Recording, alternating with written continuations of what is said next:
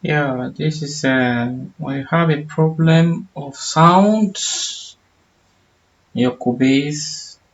For example, you're not hearing any sounds from your instrument. Let's, for example, I play one of my instruments track like this. I am not hearing any sound, but it's playing. But the problem is just a little problem. What you need to do is just for you to go to your device or your studio or the connection. Here you have the input, the output, the group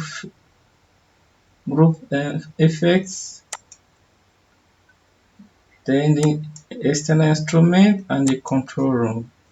Only what you need to do, the control room, you need to dis disable it because you don't need it for now. Then when you disable it, automatically your sound will play. You can hear the sounds.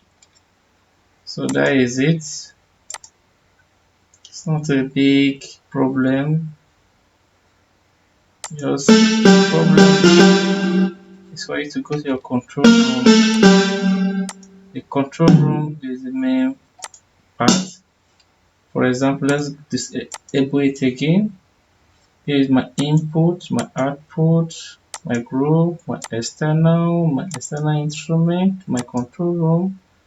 Able it. When I'm able it, let me for example, I go to my loop and browsing, and I want to play an instrument from my loop and browsing. For example,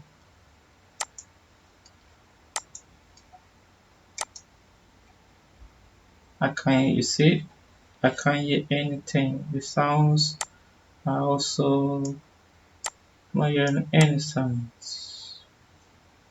Not hearing any sounds.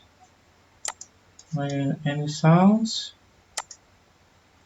So let's go back to our control room, audio connection, disable. Automatically you get sounds back. So the main problem is the control room. When you're having a sound problem of your samples, and you're not getting any instruments, automatically just go to your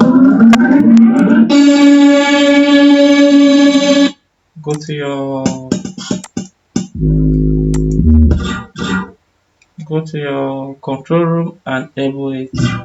If you have this video helpful, please try to subscribe and click the like button. Thanks very much.